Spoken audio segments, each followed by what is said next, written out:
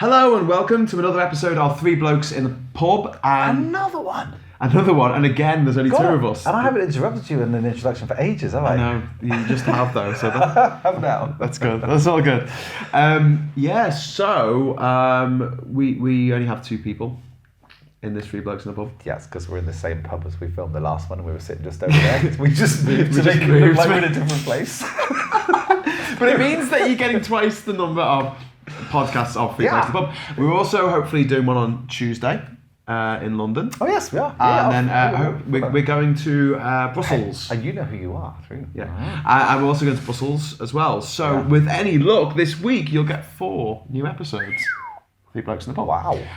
In fact, we're uploading one now as we're doing this one. How cool is that? That's like efficiency. I'd say maximising the use of our time. Okay, we're boring everyone who's watching this now. Let's just cut to the chase. What are we talking about this week, Jason?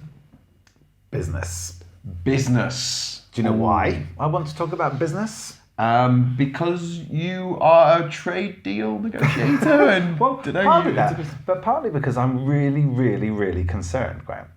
Well, I'm concerned as well because when we went to Geneva, we spoke to the trade experts over there and we asked them, what should we be doing? They said straight out, your small to medium enterprises need to be raising their voices, raising their concerns about what's going to happen. So you know a lot more about this than I do. So I think in this podcast, I'm just going to be sitting here asking you questions, basically. That'll work. Tell me more about SMEs, which are small and medium enterprises. Enterprises. I think the official government classification is companies that got less than 250 employees. Or fewer than. Bloody hell, I'm sorry, but a company with 249 employees seems like a big company to me. Well, a large business is classified as above 250 employees, and there's about 9,000 large corporates in the UK. Okay. But there's 5.4 million SMEs. What?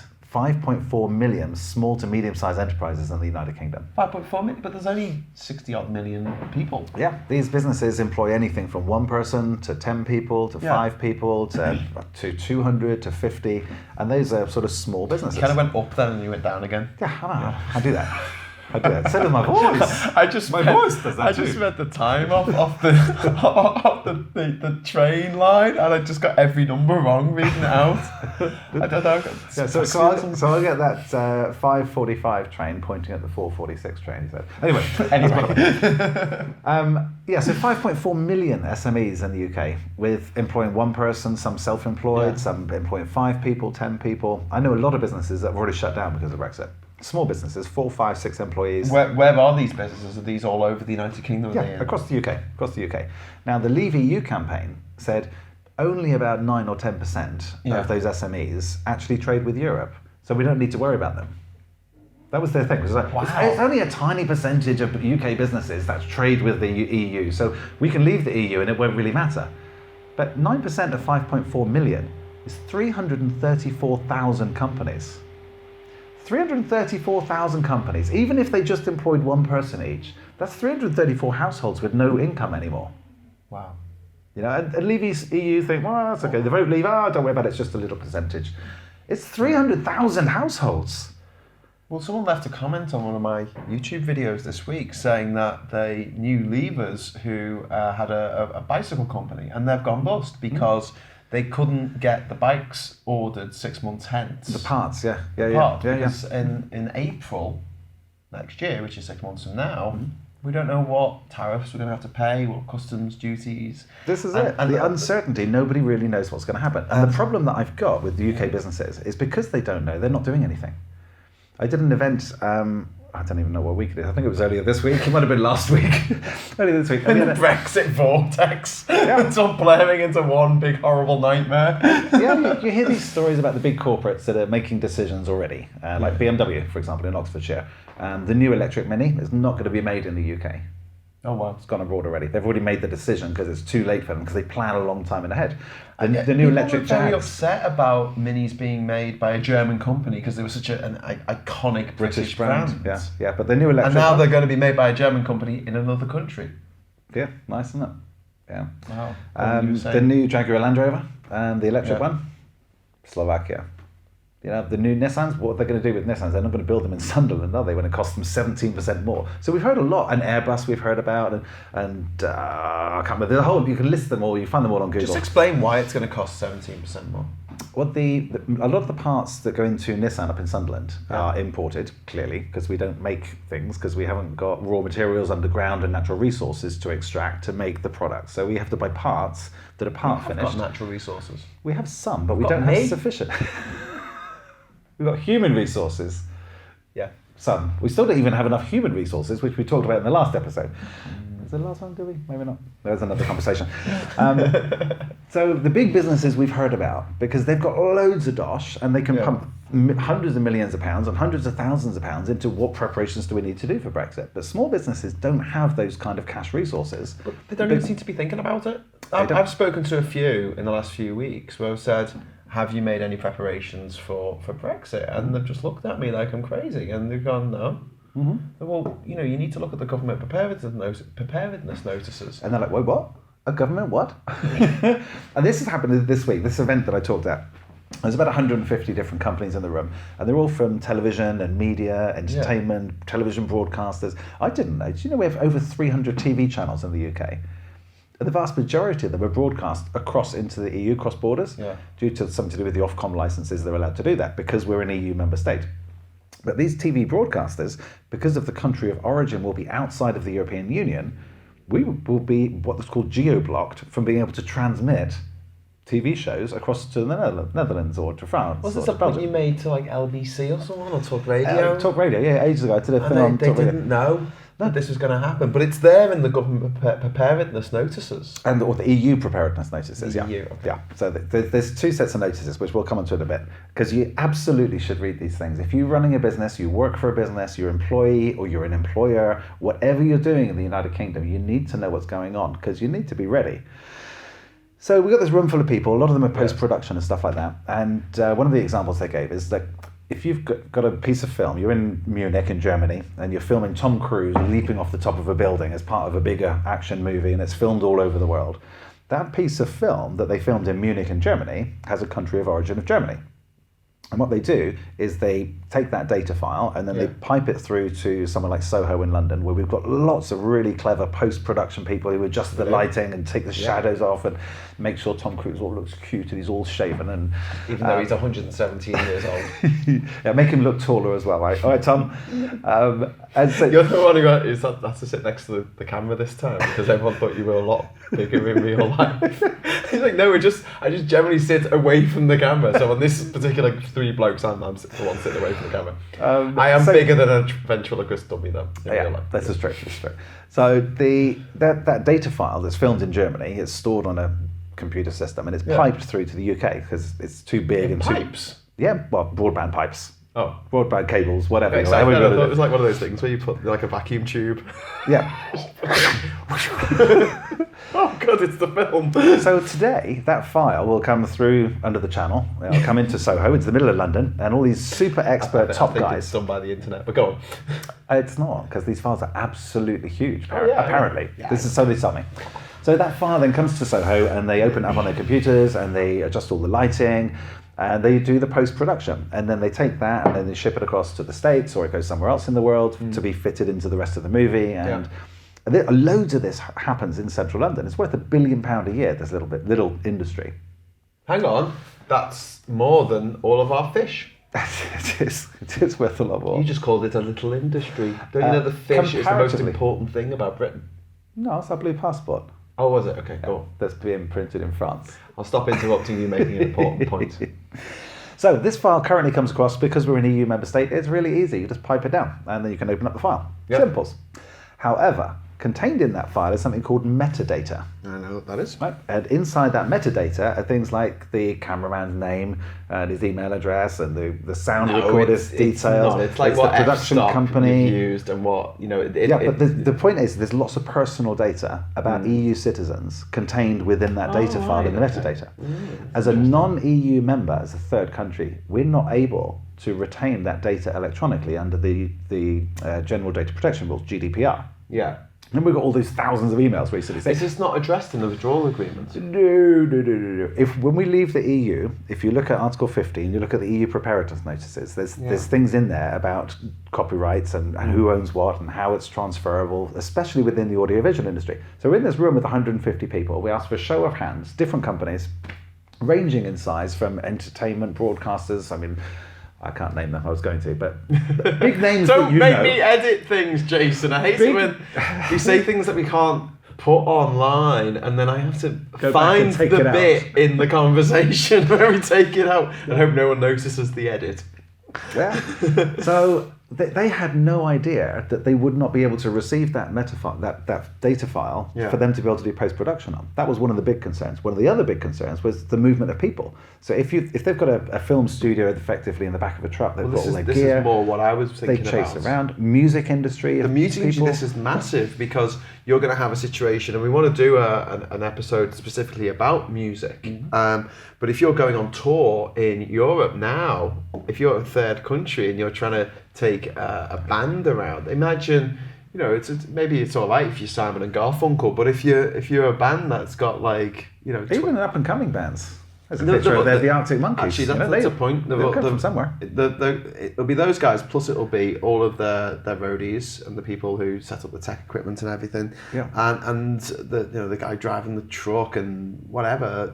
There's a big production that goes into that, and they're having to pay money to move all this equipment into each country, because at the moment, if you take something into Switzerland, you've got to pay excise duty. Is it import duty? Yeah, whatever? import duties, whatever, and it's the paperwork more A than anything lot of people else. sort of swerve Switzerland, and this is one of the things that the Brexiteers, they lied about, is that they said that we were going to get rid of all the bureaucracy and red tape and paperwork, and actually it's the opposite of that. If you do have a small and medium enterprise business, or you have a large business, you are going to have a mountain of paperwork. And I wish we had Kieran here at the moment to talk to, because he could give us He's covered that the a lot. lowdown And the documentation. on the documentation that we're going to need just to move stuff around the EU. But say I'm building something, I'm building tripod, building bicycles in the UK. Yeah, and Good example. I build the frames, and I build the wheels, but my brake kits are imported from abroad.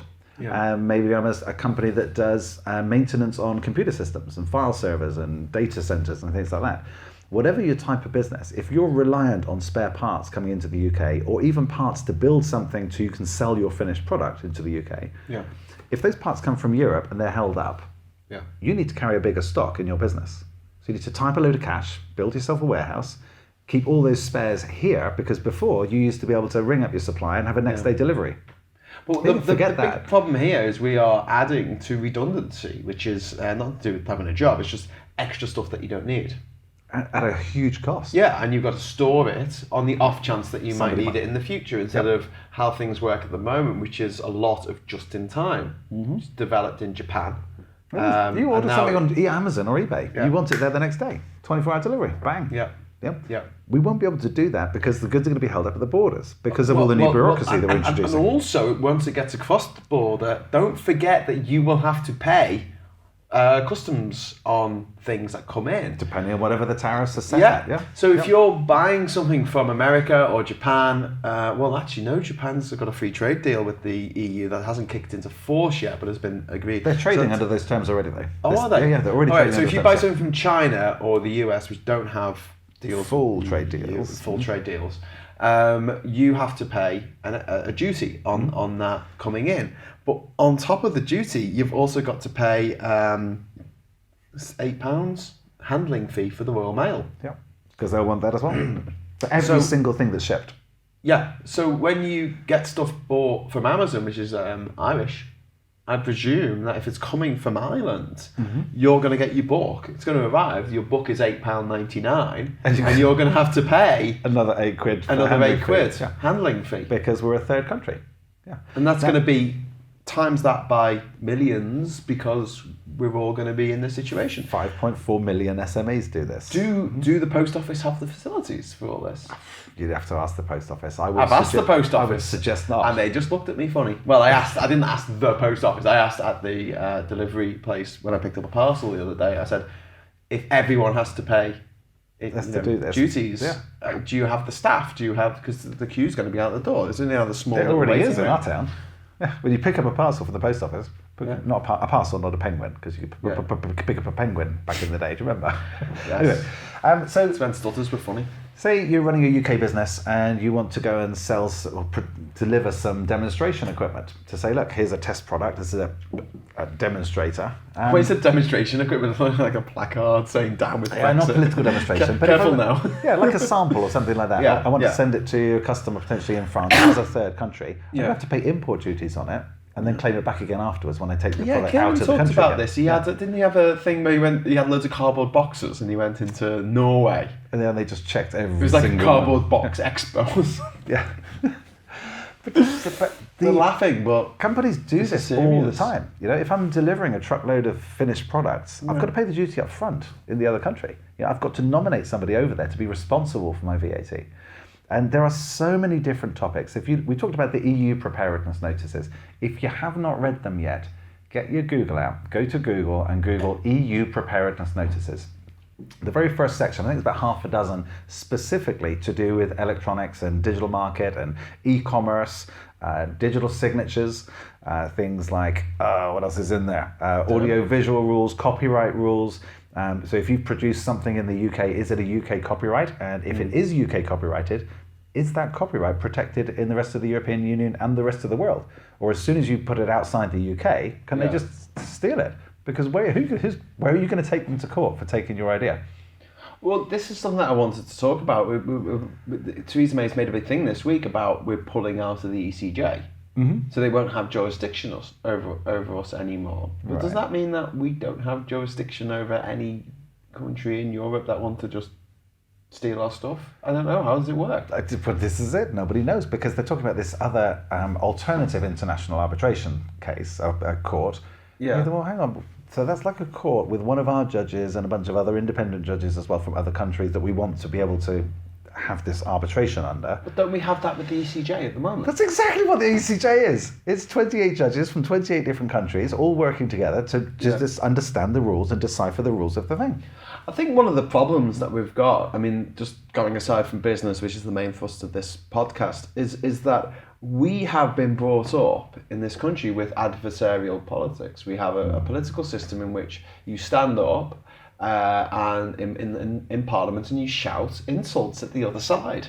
And the And other it's like side this. is the enemy. Yeah, And the it becomes opposition. like a football team. You know, people support their football team, and if you're a Manchester United fan, you hate Manchester City. Grrr, even though you're both from the same city. Yeah. But it's a thing that, you know, and if you're a Liverpool fan, you hate Manchester United because they're from Manchester and they're 30 miles down the road, and that really annoys you. And, you know, it is this kind of idea that politics has to be like that. It has to be a competition. It has to be about, you know, who can come out with the best sound bites, the best rhetoric, who can come out with the funny bon mots, whatever. Yeah, the funniest insult. I mean, one of the first things I'll do when I'm Prime Minister is take away that adversarial sitting opposite, face to face, shouting across the House of Commons, and we'll have a round Parliament.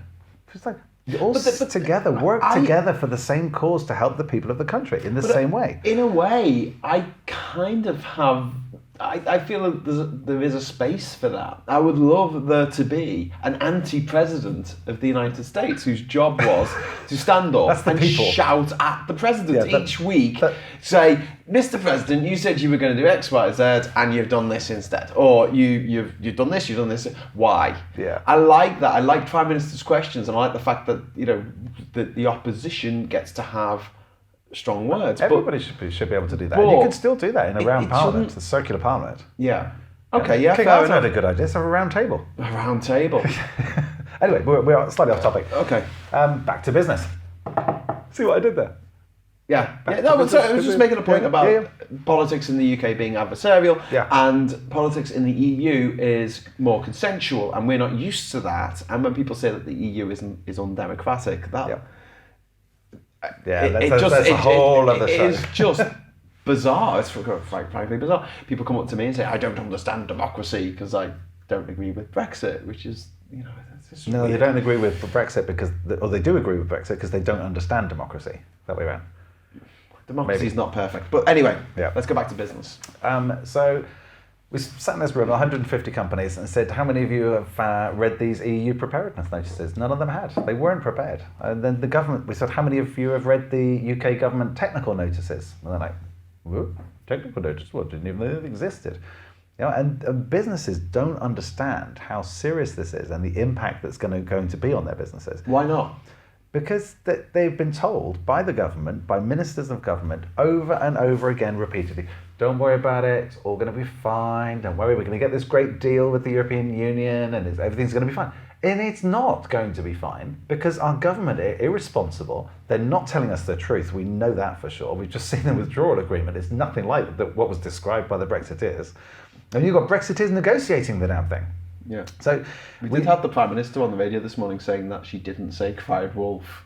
Oh, it's the police I don't commissioner. think they were the exact words I used. Yes, they were the exact words you used, Teresa. You accused them of crying wolf. Nick Ferrari, I think that was, wasn't it? Yeah. He said, hang on, you're the Prime Minister, when you were the Home Secretary rather, you said to the police commissioners union thing, whatever it was, that they should stop crying wolf. Yeah. Yeah. And she said, that's not exactly what I said, which is absolutely true.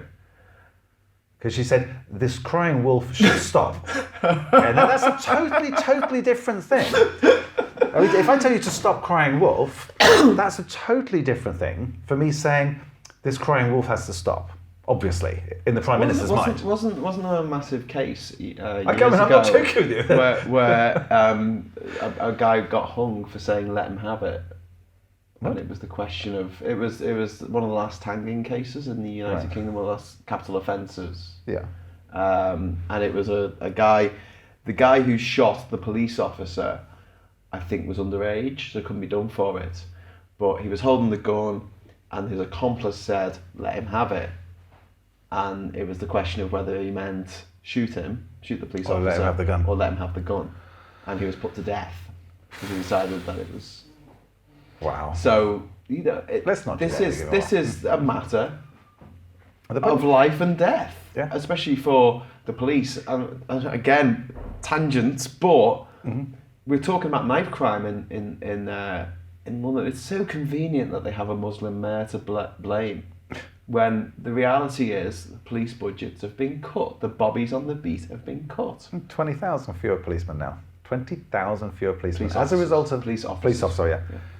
As a result of austerity. Austerity caused by the financial crisis that happened 10 years ago now. And what was that knock to the UK economy? 2%? Oh, something like that. We've lost that already in the last 2 years. What's Brexit's knock going to be for the North East? It's 8 times that, just in the North East. 8 times the hit. So I think austerity's been bad when it was 2%. Imagine it 8 times worse than it has been for the last 10 years. I spoke to a lad up in Newcastle last week, and I said, which way did you vote? He said, I voted to leave. And I said, why? He said, because I wanted to know what it'd be like outside the EU. And I went, why don't you just go to Albania? Really? Yeah, he wanted to know what it'd be like. Just wanted to know. How does he feel now? He doesn't know, because it's so complicated and everyone's given different messages. And... No, it's simple. It's a yes, no answer. No, yes, no answer. That's what we were asked. Yeah, true. True. Doesn't matter about the consequences. Doesn't matter about the consequences. But the consequences for businesses are that if you don't know what you're doing, and you haven't researched this, and you haven't seen the effect on your supply chain up, so your suppliers, where are they getting their bits from that they supply to you? And where are your customers? What are they doing with your product when you sell it to them? If nobody's actually looking at that, and are they able to continue doing it, their business is shut down. Yeah. When we leave the EU, all the treaties cease to apply. Yeah. It's paragraph 3 of Article 50. Yeah. All the treaties cease to apply. That means that you may or may not be able to get in the parts that you need and the spares that you need. If you're in a service company, you maintain engines, for example, you're a mechanic, where are you going to get your spark plugs from if they're not made in the UK? Yeah. Yeah, where people need to understand that's another thing, even if they're made in the UK. Now, I went to my girlfriend's audiologist. We went there a couple of weeks ago, and I asked, she asked actually. You want to say what? Audiologist. An audiologist? Yes. Yeah. And she asked, they do hearing aids, things like that. Stop doing this. And basically, if you are hard of hearing, you go through a lot of batteries for your hearing aid because they're on all the time. They're on all day. Okay. And she asked, where do you get the batteries from? Is the supply of batteries going to be okay after we leave the EU? Yeah. Should I start stockpiling? And the audiologist said, well, I don't know. She said, well, if you looked at the government's technical notices, he said no. And Have you talked to your suppliers? Have you asked them? And he said, well, I think they're made in the UK. And so we looked at it and I said, yeah, it is. But the thing is, where do they get the materials from? They've got loads of lithium in this country. All these lithium mines. You know all the lithium mines up in Cambridgeshire? Oh, no, wait. I thought lithium mostly came from Bolivia, from the Salar de Uyuni salt. Do you know, there are like 2 or 3 places in the world that have got the consolidation of all the lithium. None of them are in Britain. Really? I thought there was somewhere in Cornwall, like they were thinking of repurposing the old tin mines. There's a little bit down there, but nowhere near the volume that we'd need. Okay, fair enough. That's, again, off track. But the fact is that, okay, those batteries for the hearing aids are made in the UK, but the materials for those to be made are not. That are quite blatantly not, because we don't make steel. We don't have steel at the ground, do we? Steel comes out the ground, so iron ore and coal and lime and stuff, so a lot of that's imported as well. So even to make the raw steel... Yeah, exactly. Yeah. When you talk about the Sheffield steel, it's not actually from Sheffield, is it? Yeah, the steel factories, whether it is still now, I don't know, because we wound down the steel industry, remember? Yeah, I know, but what I'm saying is that we don't take this... I'm saying steel out the ground. I know it's made of other things that you put together, like iron and stuff, but all the materials don't come from Sheffield, do they? Correct. In the same way that Yorkshire tea doesn't actually come from Yorkshire. Shock horror. Didn't someone have a... Don't say it comes from Lancashire, though, because that'll really wind them up. God, that'd be funny. Yeah, but who won the War of the Roses? Lancastrians. Yeah, get in. Anyway, go on. That's trying to remember. There was a Hollywood movie called The War of the Roses. I was trying to remember. It was. Michael Douglas. Michael Douglas and Kathleen Tedder. Yeah, and he won, didn't he? No, they both died. They both fell from the chandelier. It was like the third part of the Romancing the Stone trilogy, because it was them two and Danny DeVito. Right. And then he just went on at some like random course of... Hey, that sounds familiar. There's nothing to do with what the original plan was. Okay, so we're going to try and keep this episode short, and the point we wanted to make is if you're in business, if you're employed by a business, you need to talk to your boss and say, what have we done to prepare for Brexit? Yeah. Because if you haven't done anything, this small company, they send out newsletters in different languages. In the UK-based company, I think they employ like half a dozen people. And they translate news articles and stuff, and people subscribe them. They pay an annual subscription, and this is how this business made money, to pay the interpreters and the translators to write these articles. And then they used to email them out to their database of clients across the EU27. Yeah. They realised 6 months ago that because of the regulations in terms of GDPR and holding their customers' data on an online database system to be able to send the emails, it was a problem. Sending emails is a problem. E-commerce, like you're buying and selling online, is a problem. So they shut the business down completely. 6 people gone with their families, and they've just relocated to France to rebuild the business there because then they can operate as normal. And that's what the withdrawal agreement basically does. You've got this transition period, if we can get the withdrawal agreement signed, which is being opposed by virtually everybody in the House of Commons. If we get that signed, we've got a transition period out to 31st of December 2020. That transition period basically gives any company in the UK that's trading with the EU and the rest of the world an opportunity to relocate your business out of the British economy and put it into another EU member state where you'll be able to continue to do business. Not just within the EU27, the largest single trading market in the world, but also another 60 plus countries in other countries outside the EU. What about excluding the United Kingdom, of course. What about the small to medium enterprises that don't trade with the EU? They can trade with the UK, but again, it comes back to your supply chains. Because we're a tiny island, geologically and geographically, tiny little island on the northeast edge of the Atlantic Ocean, we don't have sufficient natural resources underground to be able to extract and make everything we need. So, but what kind of percentage are we looking at of the many companies in the UK? Obviously not a car company or a bicycle making company, or I'm just trying to think of... Take recycled paper, A4 recycled paper, recycled toilet paper, that sort of stuff. we don't have many major recycling centres at the moment. So it goes to France, it's recycled down there, bleached white, and then shipped back up. Evolve is the paper the government used to use. But okay, so I'm just trying to think of my high street and the stuff that might suddenly cost a lot more. Books. Cotton fields of Lincolnshire. All our cotton clothes. They've got loads of cotton fields. Remember all the cotton fields they've got in Lincolnshire? No. No? Where do you think the cotton comes from? Abroad. Exactly. Okay. So leather for our shoes, polyester, all of this sort of stuff. The vast majority is imported. So any clothes shops are in trouble. Yeah. Let's think of the high street. Okay. If you have a pound shop, so after 10 years of austerity, cheap tat over from China. Yeah, the £1.20 shop now. Will that continue to run as it was? No, you look in the pound shops now. They're bumping up the prices. The 99p stall went bust. Yeah, Poundland's been up for sale. Poundworld? Poundworld, yeah. I mean, it's like they're going bust because they can't afford to buy it because the value of the British pound has fallen off a cliff. But also, I mean, I'm just talking about after we leave the EU, is it going to cost them more to get stuff from China? Surely it'd just be the same as it is now. No, because the pound is going to fall off a cliff. There's no two ways about it. It happened before when we just had the referendum. And the likelihood is that all our imports are going to be significantly more expensive. So everything we buy, 15% more. Yeah, and if it goes down another 15%, that's a 30% price increase, while our common wages are not increasing at all. So, okay, what other shops have we got? Bookshops? Charity shops. Bookshops will be all right because they're 0% tariff. Mm-hmm. Thank you, WTO. I've written a book called Man of the World, Graham Hughes. You should get it off Amazon. It's a very good. I hear it quite funny actually. It might be up for one of the indie books of the year. Ooh, cool. But it's just a rumor. I couldn't possibly confirm. I see what you did but there. Yeah. What else have we got? Bookmakers, betting shops. Will they be affected? God, they pissed me off recently. You know the fixed odd betting terminals. Yeah. These FOTB they call them.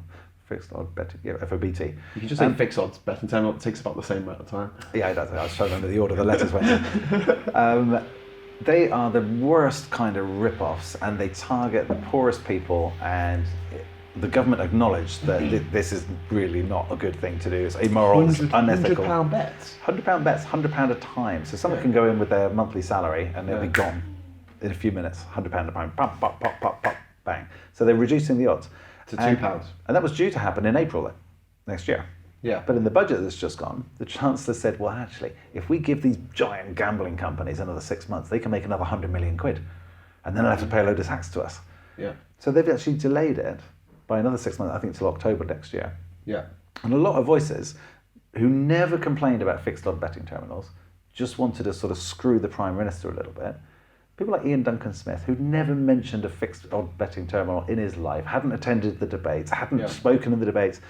And all these Brexiteers are coming out and going, oh, you can't do that, you bring it forward, put it back to April, put it back to April. And they were just having a pop, playing stupid political games for people's lives, just to have a pop at their Prime Minister, who's in their own party. Yeah, but in a way, I mean, that's a good thing that they. It's a good thing that they are. Yeah, it's a good thing that they are trying to bring that date forward again. But it is a game to them. That's one of the most disturbing things. To them, it's a game. To us, it's our lives, real lives. Small to medium enterprises in the UK are the backbone of Britain. They are. And I'm just trying to think now. We're going through these different things that people might have, but any company that relies on stuff coming from abroad, which is pretty much almost everybody. So I'm just trying to think of who doesn't, because that'd be an easier question to ask. I know some of my books are printed in the UK, but I bet the paper's not British. We do have a reasonable paper industry. We make napkins and cardboard and packaging and things like that. So the forests that we're using they're up in Scotland or something? No, it's probably Finland or Norway or somewhere. So that's what I'm saying. The paper, the raw materials for the paper don't necessarily come from the UK. Correct. Okay. If anyone buys my book off Amazon, it's $11.99, I think. I think they're printed in Poland. Right.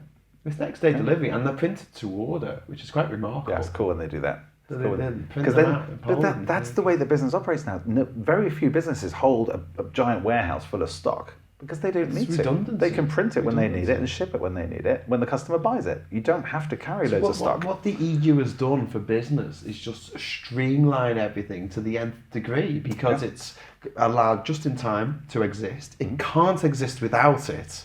It's also allowed there to be no tariffs and no customs and no customs agents And needed. equalised standards. Yeah, and Even labelling. the CE mark, it's on virtually every single piece of electronic equipment you've got to make sure your hairdryer doesn't burn your hair and burst into flames and things. That CE mark, do you know where it came from? The British safety British kite mark. Yeah, the yes. kite mark. Britain have been leading the European Union right from the front in these regulations and directives and standards. Yeah. We've been setting those standards, and the EU have been going, yeah, that's pretty good. We could tweak it a little bit like this for the rest of us, and then it fits. It's like a glove. But half the country thinks the EU is our enemy. There's a lot of people who are watching this. I don't think it's that many anymore. It might have been a couple of years They have their own business, and they've got to start looking at what they're selling and where it comes from. And who the workers are. Because even ink for printers, like if you've got a printer and you want ink to just print stuff out, that's going to cost more for your receipts, for your invoices. The paper's going to cost more. I'm struggling to think of that many industries. Gambling, I think, would get away with it. I think They normally do. My industry, because I'm a filmmaker at heart. I think I'll be all right because I've already got my equipment. It's all Yeah, you it's just all won't be digital. able to sell the stuff you do abroad. Well, I within the EU, don't sell it anyway, darling. I wish I could.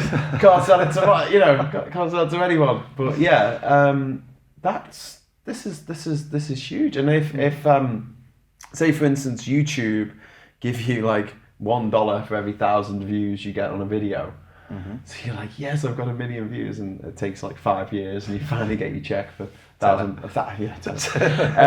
But that comes from Ireland. That comes from Google Ireland. Okay. You see it on you.